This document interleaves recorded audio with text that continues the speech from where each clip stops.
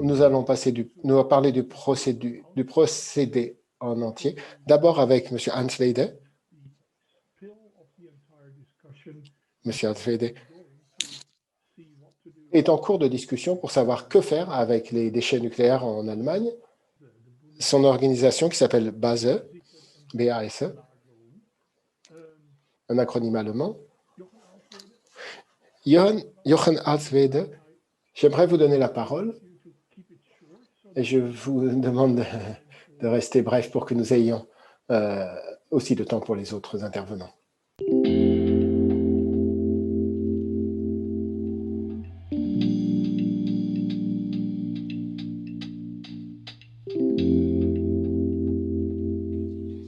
Merci pour cette opportunité de parler et donner un bref survol du nouveau processus de participation et de sélection de sites en Allemagne. Alors, merci de montrer mes diapositives. Merci. Alors, comme vous le savez tous, je vais être bref, comme vous le savez tous, la politique sur la gestion des déchets en Allemagne a une histoire très controversée. Je pense que M. Habermas a insisté sur le fait que lors des dernières années, nous avons développé une nouvelle approche en Allemagne sur le problème. Mais avant d'entrer en détail, j'aimerais vous montrer les aspects sociétaux. Après l'accident de Fukushima, le Parlement allemand a décidé de supprimer l'énergie nucléaire progressivement, par phase, et pour ce faire, commençant en 2022. Donc, il y a des dates fixes qui sont contraignantes légalement. Et le résultat en est que on ne produira plus de déchets hautement radioactifs après 2022 et le débat sur l'enfouissement ou l'élimination des déchets après des décennies de confrontation et de manque de confiance a fait partie de ce contexte. Donc c'était des préconditions assez cruciales, là, notamment la confiance, pour ce nouveau processus de sélection des sites en Allemagne, pour nos déchets. Maintenant, je vais parler du processus lui-même. Alors, en 2017, l'Allemagne a commencé une procédure de sélection de sites comparative pour un dépôt géologique profond. Et c'est une procédure totalement nouvelle, dont voici les caractéristiques principales. On commence avec une carte vide, blanche, donc toute l'Allemagne fait partie de la recherche de sites. On procède pas à pas et les décisions finales sont prises par le Parlement. Elle est basée sur la science, cette approche, sur des critères qui sont d'abord élaborés légalement avant que l'on commence. Il y a une large participation du public dans ce processus, je vais le détailler par la suite, et ce processus est transparent. Nous avons des obligations pour chacune des parties prenantes de publier leur information sur une plateforme digitale d'information qui est ouverte au public et nous avons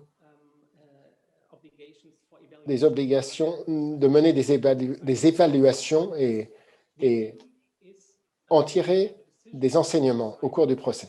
Le but, c'est de prendre une décision pour un site avec la meilleure sécurité possible en 2031.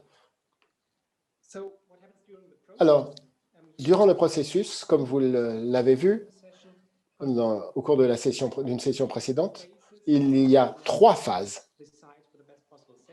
D'abord, chercher les sites pour les meilleures sécurités. La phase 1, ce sont des régions possibles de sites identifiés par les données que nous avons déjà. Phase 2, les opérateurs explorent par minage, forage. Et en phase 3, on fait une exploration, la phase 2 depuis la surface et phase 3 en souterrain avant la décision finale. À la fin de chacune de ces phases, le Bureau fédéral pour la sécurité des déchets nucléaires examine les suggestions des opérateurs et à la fin de chacune de ces phases, les représentants au Parlement allemand prennent la décision. Donc, il n'y a pas qu'une décision à la fin, mais également à la fin de chacune des phases. Qui participe? Alors, tout en bas, vous voyez qu'il y a l'opérateur, la société d'exploitant, le BGE, une entreprise fédérale. Ensuite, le bureau fédéral, BASE, le BASE, qui est un organisme de supervision et de réglementation.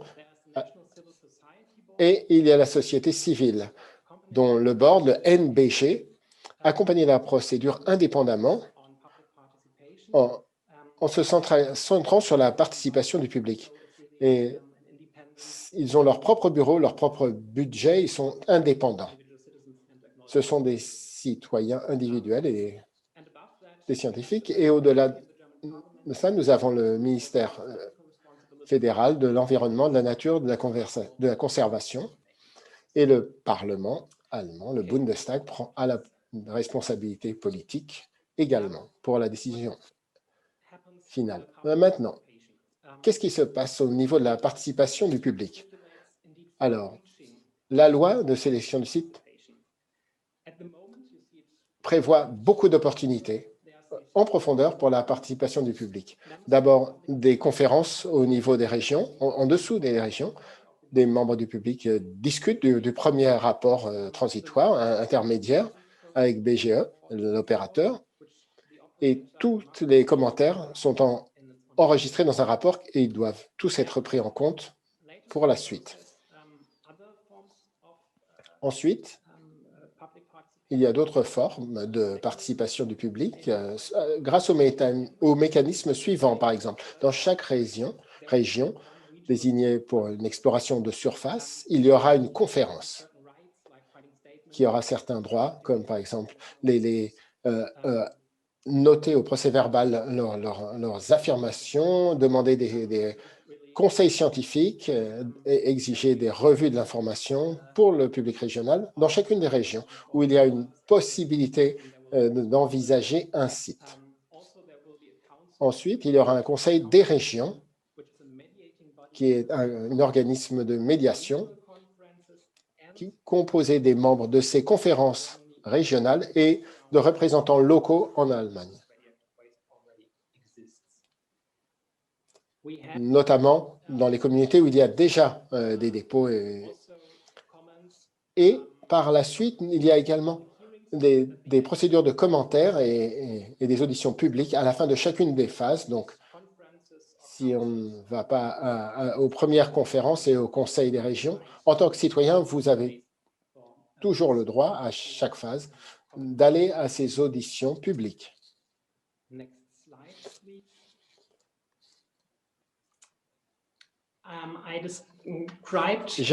J'ai décrit ici les processus formels et maintenant voici les processus informels de participation du public. Sur le plan informel, il y a des obligations de chaque institution, de chaque prenant part, chaque partie prenante. Eh bien, chacun est invité à offrir des opportunités informelles au public de participer. Voici quelques exemples. Le BASE, le Bureau fédéral, mais aussi les opérateurs, les autres directeurs et la société civile font cela aussi de leur côté, de manière informelle également, pour la participation du public. Dans le cas de la base qui est expliqué ici, ce sont des expositions, des dialogues avec les autorités locales, les ONG, des documents d'information, des conférences scientifiques, les médias sociaux et sur le web. Donc, on essaie d'aller plus loin que le processus formel. Maintenant, pour en arriver à la fin, quel est le status quo sur le stockage? La BGE, ce qui est l'opérateur, l'exploitant, a publié son rapport intérim dans les sous-régions en septembre 2020. C'est une première évaluation écrite qui dit quels sont les noms choisis en Allemagne, quels sont les endroits dont on attend de bonnes conditions géologiques favorables. On y viendra en détail par la suite dans une autre présentation, mais ici, c'est la première affirmation écrite. Et afin de discuter de ce rapport intermédiaire, mon Baza a commencé à faire le premier format formel de participation, qui est la conférence sous-régionale que j'ai déjà mentionnée. Le but, c'est d'impliquer le public tout au début à un stade très précoce. Et les participants sont des représentants des autorités régionales. Et ces rapports sur les conditions géologiques à cette étape très précoce, nous avons donc dans ces conférences, comme je l'ai dit, des représentants des autorités régionales, des membres du public, des scientifiques et des représentants d'organisations sociétales. Et pour ma dernière diapositive, je vous prie, naturellement, la première session de la conférence a eu lieu avec un meeting d'ouverture en octobre 2020. Et naturellement,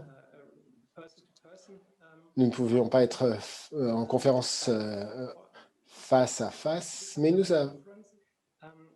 avons, lorsque nous avons commencé, c'était un très grand défi pour toutes les parties prenantes. Nous avions eu toutes ces discussions concernant comment lancer cette conférence alors que c'était la période du corona, mais on ne voulait pas retarder l'information du public et la participation. Donc, nous avons relevé le défi et nous avons fait une conférence de 2 jours, surtout digitale, pour discuter des premières informations. Et nous continuerons en février, avril et juin 2021. Donc, cette discussion va continuer plus en détail pour évaluer les rapports de l'exploitant, l'opérateur. Merci beaucoup. Et vous verrez mon adresse si vous avez des questions. Merci pour cette opportunité. Et j'attends vos questions. Merci beaucoup.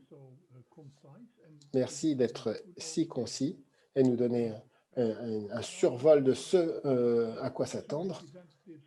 J'aimerais demander aux 2 représentants de l'organisation de mise en place, Mme Astugubel et Monsieur et Mme Dagmar Demer,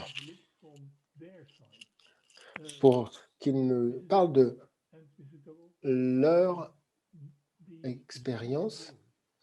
C'est à vous de prendre le Zoom.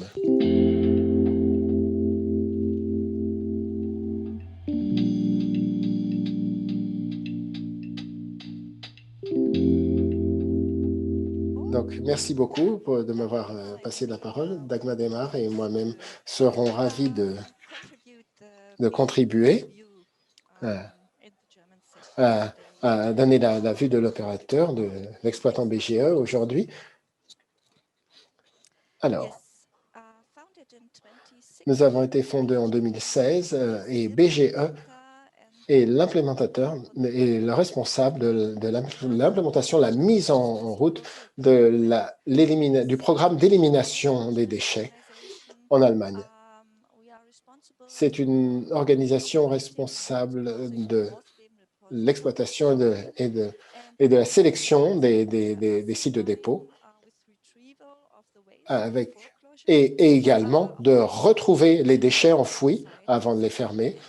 Et nous suivons la loi de sélection des mines et nous gérons la mine Konrad et nous cherchons un dépôt pour des déchets de bas niveau et nous mettons en œuvre les procédures de sélection de sites. Naturellement, nous allons en parler et Et ça va être le focus de cette présentation aujourd'hui. Et de plus, j'ai pris la responsabilité de la tâche suivante avec le contrôle des produits. Nous sommes engagés dans les tâches de post-élimination, par exemple la définition des critères d'acceptation des déchets et l'approbation des containers de stockage. BGE est une grande compagnie.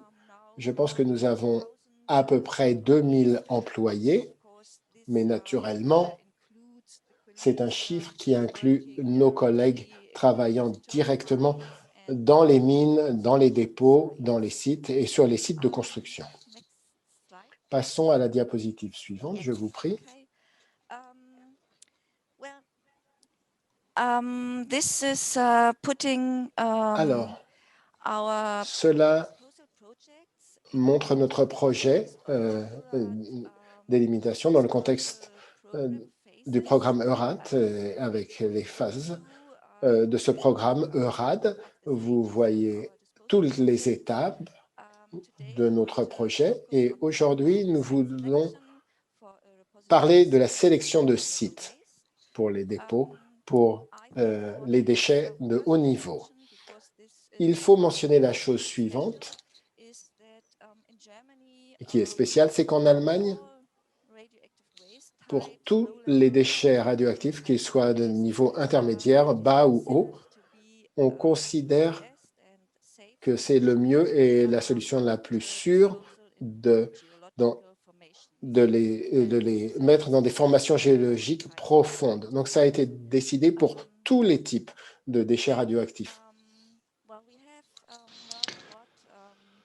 Alors, nous avons eu présentation par les autres intervenants germanophones sur le redémarrage de notre processus de sélection de sites. Donc, je serai bref. Donc, nous avons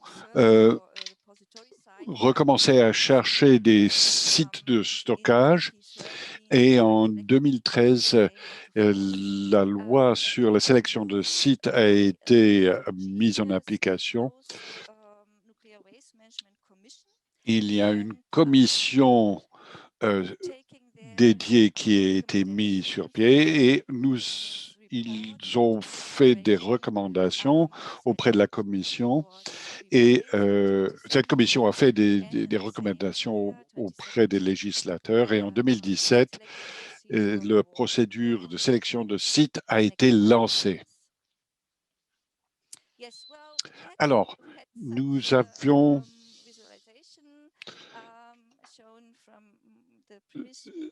cette présentation a été faite par un autre intervenant, donc je vais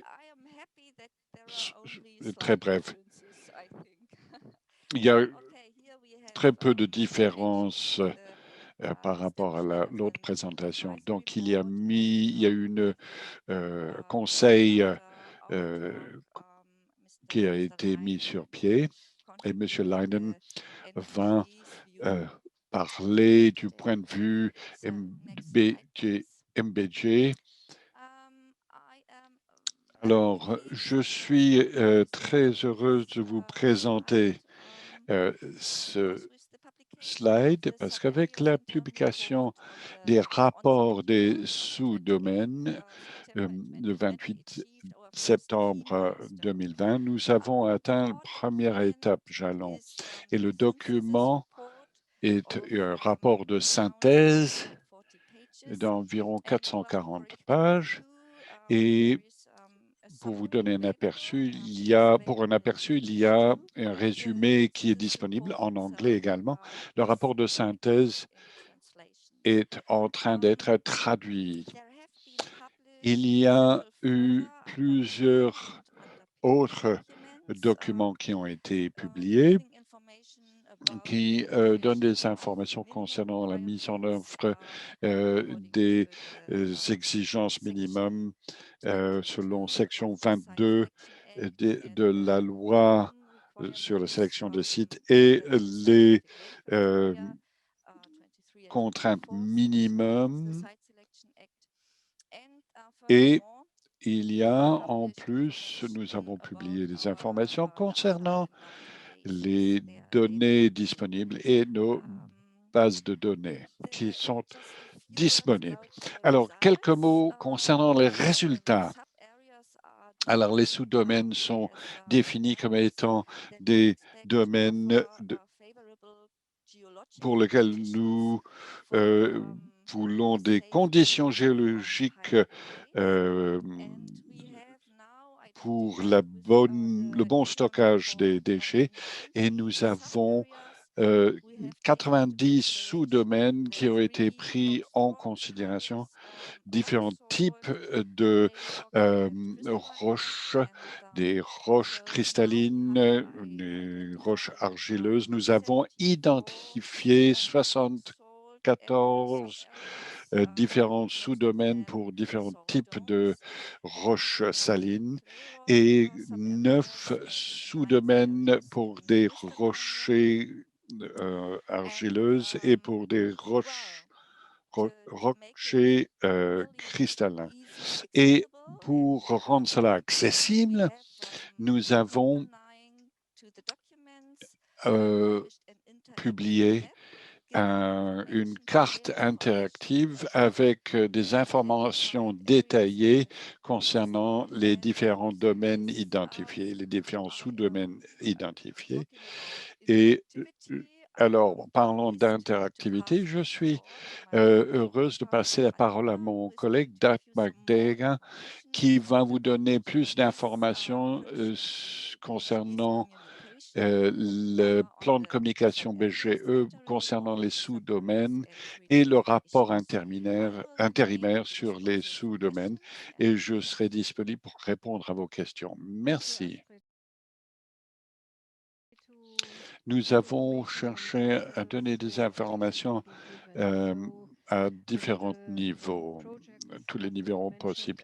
Les projets dont parlait Astrid au début, nous avions des centres d'information qui sont accessibles au site des mines, qui sont libres d'accès. Nous proposons tout genre d'échanges et de possibilités de dialogue. Bien entendu, en ce moment, avec la crise de pandémie, nous ne pouvons pas accueillir le public comme prévu. Mais nous sommes en train de développer des présentations en ligne pour fournir quelques informations sur ce qui se passe sur site. Nous avons entre 4 ou 5 fois par an, nous entamons des dialogues concernant ASA ou Conrad et nous donnons des informations concernant les sujets concernant ces sites qui sont débattus publiquement.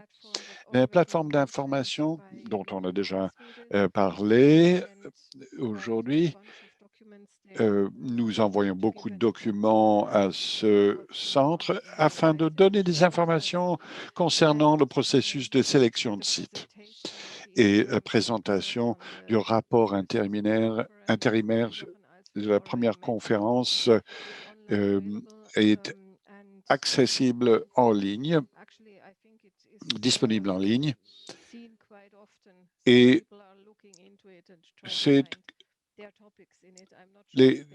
très souvent les personnes accèdent à ce document et donc il y a des informations disponibles. Et du côté BGE, nous avons des vidéos qui présentent des informations et nous essayons, nous avons des réunions techniques, des échanges à un haut niveau concernant des questions techniques qui sont ouverts au public. Alors, la carte interactive est l'outil de communication la plus importante dont nous disposons parce que cela donne la possibilité aux personnes savoir si il se situe dans une des sous-domaines ou sous-régions. Et chaque sous-domaine a sa propre page Internet. Et nous fournissons plus d'informations afin de répondre aux questions. Et le public peut poser des questions directement sur ces pages Internet et peuvent trouver toutes les informations recueillies. Nous avons des séances de consultation en ligne pour chaque sous-domaine. Le 28 octobre, nous en avons une et au 5 novembre également, nous avons organisé une séance de consultation en ligne. Et il y avait pour certaines de ces réunions une participation très nombreuse, très active, et il y a eu des débats publics dans les sous-domaines et il y avait certaines séances où il y avait très peu de participation. Ces séances en ligne sont toujours disponibles, organisées et les gens assistent, les membres du public assistent assez souvent. La méthodologie que nous utilisons pour les rapports, nous avons eu une consultation sur cette procédure de rapport qui a été très utile. Et ce qui pourrait être d'intérêt, c'est que le groupe de consultation AC est soutenu par BGE également et c'est notre mission de financer cela. Alors là, il s'agit d'un document que vous pourriez consulter après la conférence. Mais cela vous donne une idée de comment nous menons nos activités de communication et comment les différents outils sont utilisés par le public. Il serait intéressant de noter que nous avons publié un bulletin et nous demandons à des journalistes de contribuer des articles pour cette revue. Nous payons pour ces contributions, mais ce sont des journalistes indépendants et cette revue est à une circulation assez étendue afin de pouvoir fournir des informations sur le contexte au public et aussi leur faciliter la lecture du rapport. Et ce qui est intéressant de savoir, nous avons développé des cartes interactives qui donnent une introduction plus accessible au rapport des sous-domaines. Par exemple, les critères sont décrits par une approche narrative qui est beaucoup plus accessible. Voilà, vous avez des informations coordonnées si vous avez besoin d'échanger avec nous. Merci de votre attention. Merci beaucoup pour cette très intéressante intervention. Maintenant, nous allons avoir une autre intervention.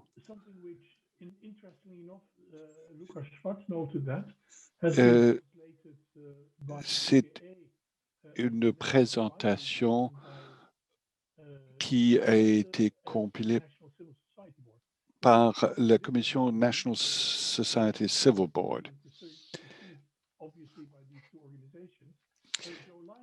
Joe Linen fait partie du conseil consultatif. Joe, est-ce que vous pourriez nous donner votre point de vue concernant ces organisations, votre point de vue sur comment ce débat se déroule à présent? Joe.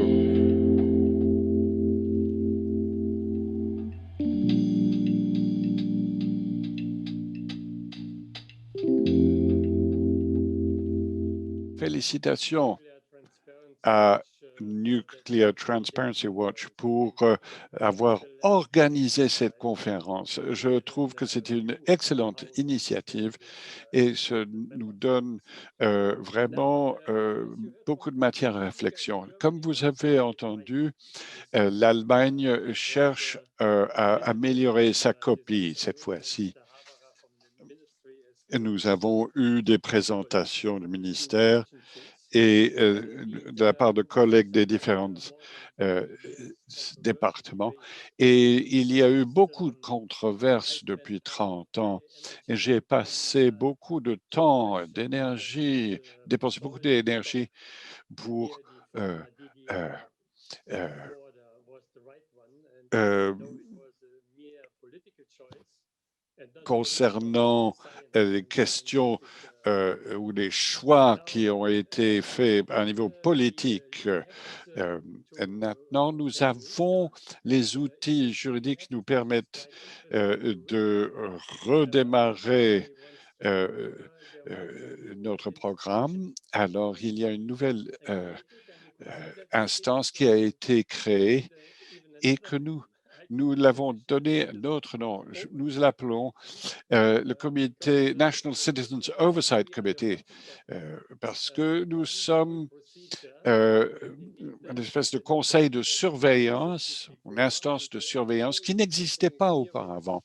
Et c'est quelque chose qui est extrêmement intéressant pour tous les membres. Vous avez ici les 18 membres de ce conseil qui ont été choisis par les citoyens.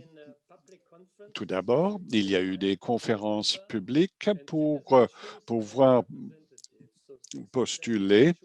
Et si des membres de la commission sont choisis par, ou le conseil sont choisis par le public, vous avez des jeunes étudiants et cela nous assure que au niveau national, nous ayons euh, un lien avec les plus jeunes générations. Il y a également les représentants de la communauté scientifique, les spécialistes en matière de radioactivité, des spécialistes techniques, des représentants des différentes euh, partie de la société civile, donc des personnes qui viennent d'horizons très différents. Et pour moi, c'est vraiment quelque chose de très enthousiasmant, la possibilité de travailler avec des membres de la société civile aussi diverses. Alors, que cherchons-nous à faire? Quels sont nos objectifs? Donc, nous devons euh, nous assurer de la meilleure transparence et de la meilleure participation publique.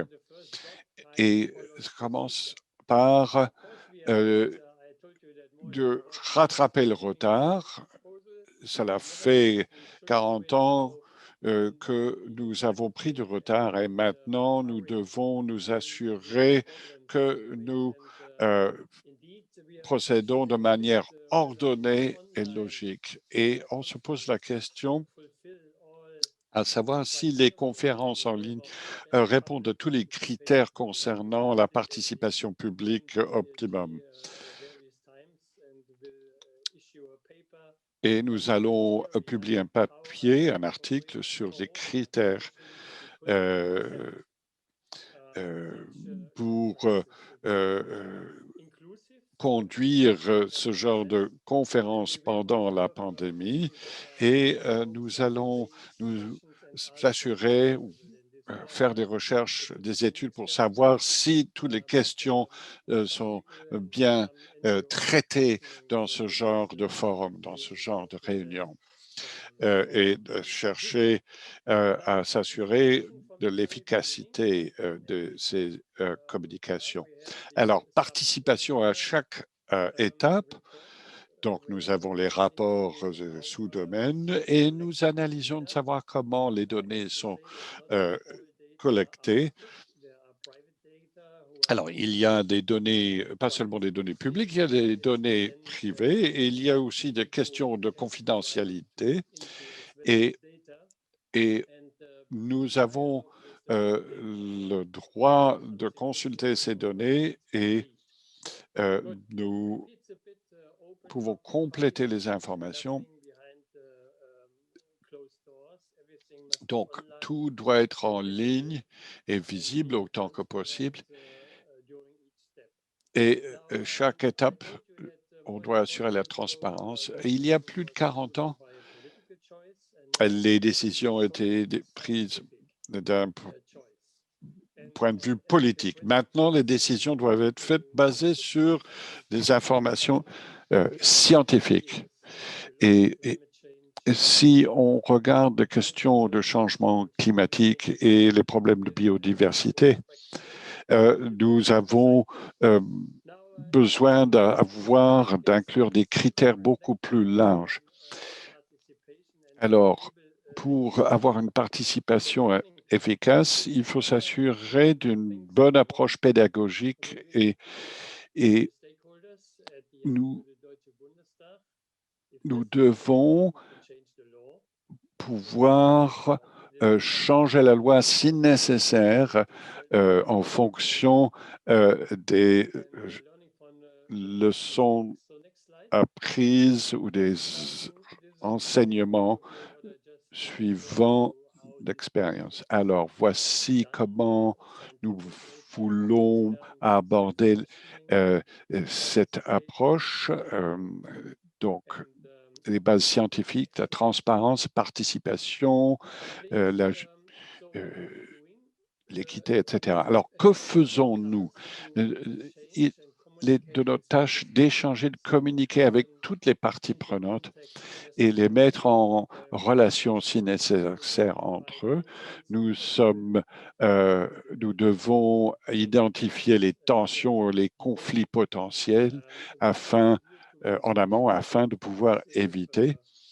Nous pouvons jouer un rôle de médiateur dans des conflits ou nous assurons que des critiques et des suggestions de la part du public soient prises en compte dans la procédure. Tous les points de vue, les opinions et les informations doivent être pris en compte et on doit pouvoir faire des recommandations auprès des décisionnaires politiques. Et nous analysons les données et rédigeons des rapports. Alors, ce que nous ne faisons pas, nous ne sommes pas un juge, nous ne faisons pas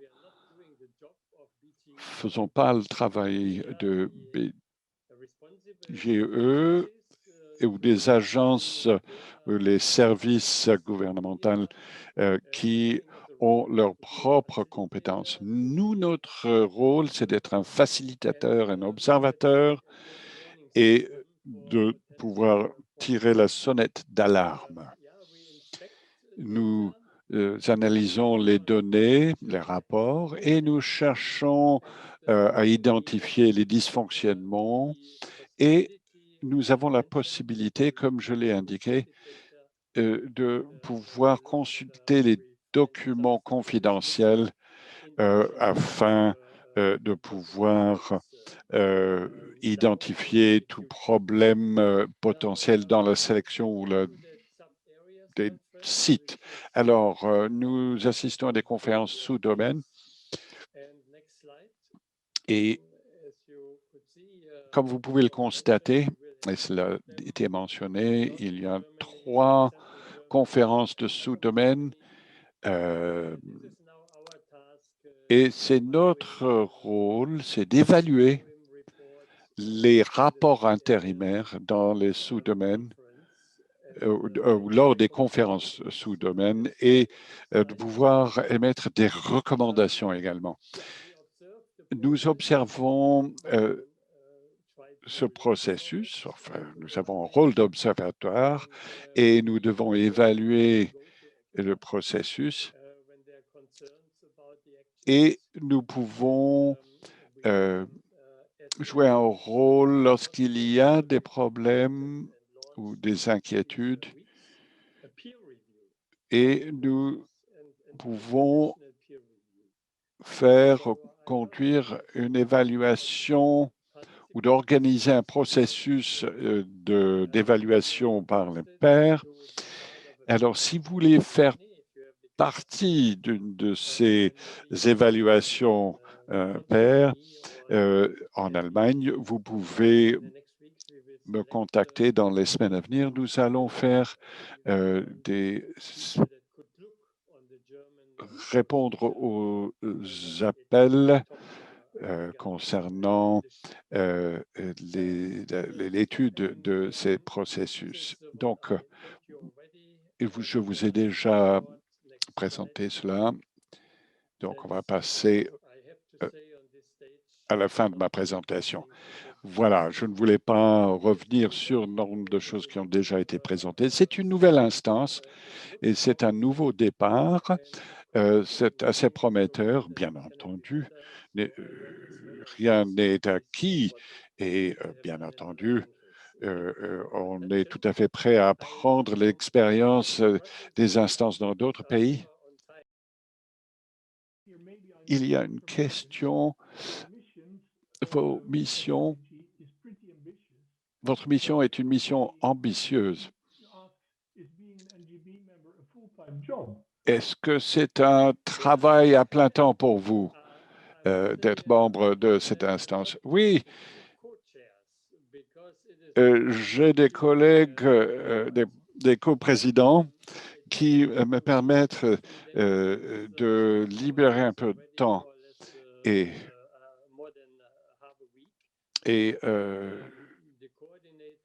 les coordinateurs nous soutiennent et lorsqu'il y a des conférences, les conférences régionales vont avoir lieu. Et effectivement, cela demande beaucoup de temps et,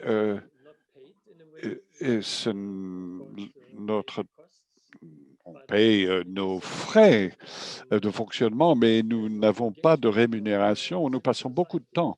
Donc, c'est vraiment un engagement sur base de volontariat.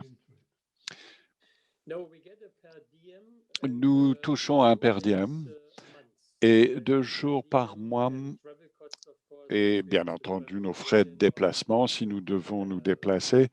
Nos frais de déplacement sont couverts dans différentes régions en Allemagne, mais en matière des heures de travail et pour la communication avec le public, ce serait peut-être, oui, ça représente 1 euro, 1 dollar.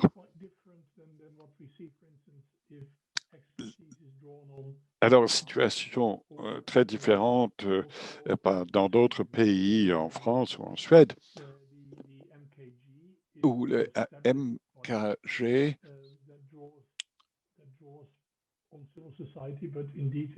fait appel à la société civile, mais également à des ressources complémentaires. L'interprète entend très mal, excusez-nous. Nous avons un secrétariat. Il y a des contacts dans les différents départements et ils nous aident pour préparer les dossiers, mais c'est une nouvelle instance et nous avons beaucoup de questions et nous n'avons que 5 minutes, 5-10 minutes pour répondre à ces questions. Ma première question sera pour Jochen Alswede, qui vient de David Lowry du Royaume-Uni. Il pose la question suivante. Quelle est la situation après le retraitement des déchets en Allemagne? Quelle est la quantité qui doit être rapatriée une fois que ça a été traité en France et comment vous gérez ces déchets après? Alors, par le passé en Allemagne, ils ont exporté les déchets en France et au Royaume-Uni pour être retraités.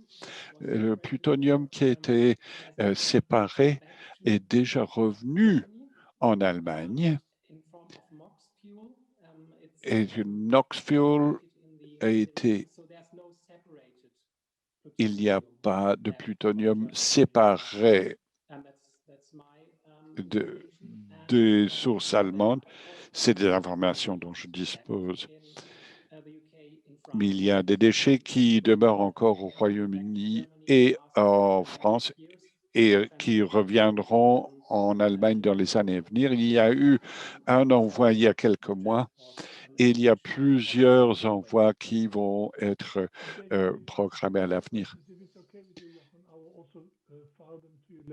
Et j'ai d'autres questions que je vais vous envoyer par la suite pour que vous puissiez leur répondre à ces questions en écrit. Anit avec une question pour Dagmar, probablement pour Dagmar. Quelle est la position de BGE?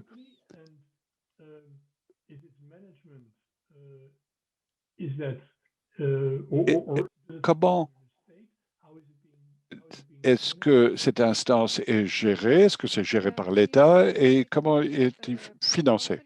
Alors, BGE est une société publique, un organisme public, et nous sommes financés par le contribuable.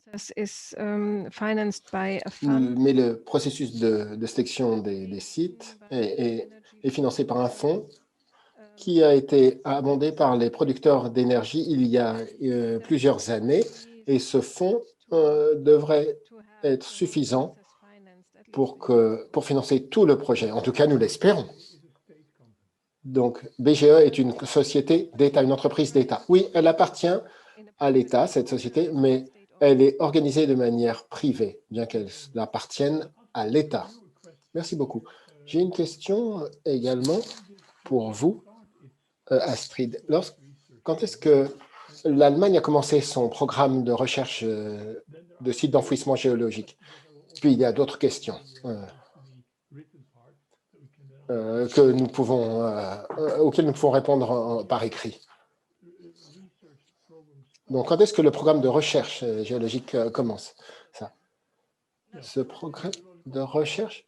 Oui, pour stockage en couche géologique.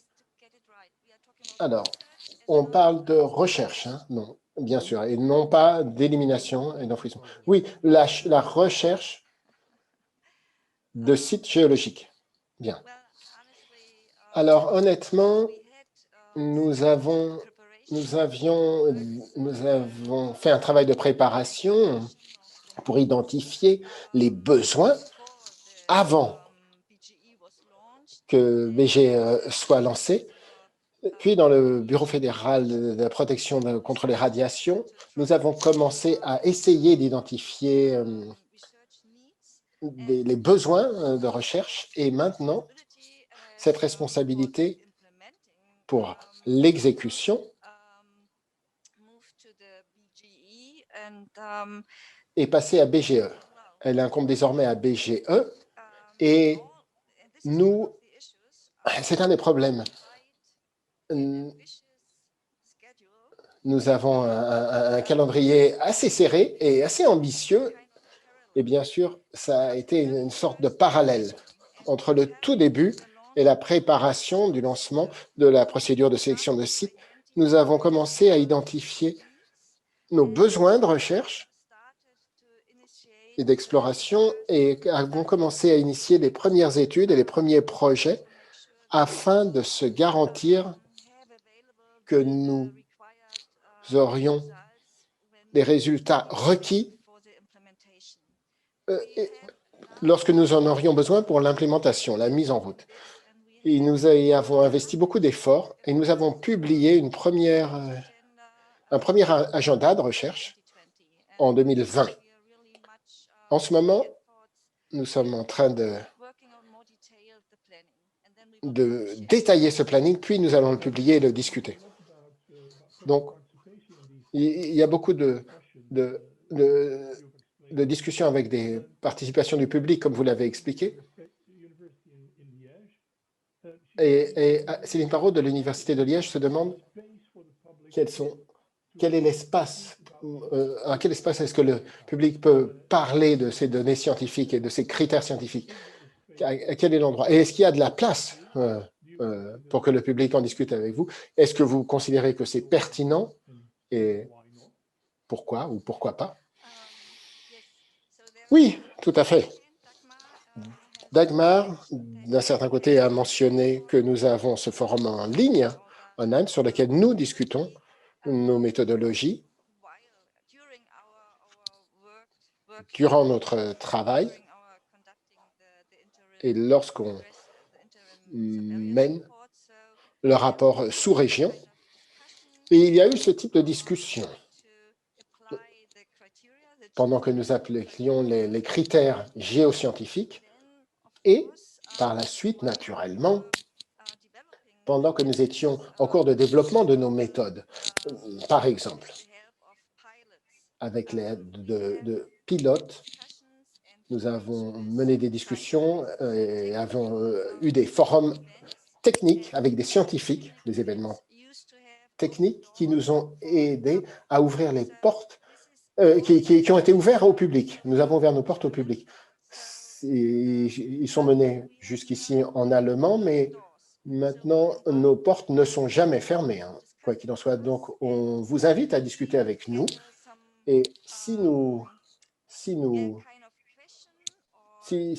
y a des questions qui nous arrivent ou des recommandations qui nous arrivent, nous y répondons.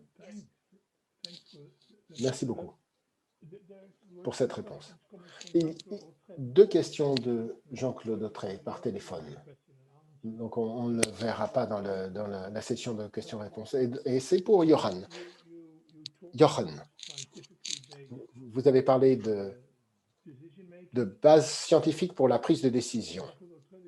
Et Jean-Claude Autrey se demande sur quelle base, vous dire, sciences sociales, géologie, géographie, quelle base scientifique? Est-ce que la densité de population compte, par exemple, ou ce type de thématique?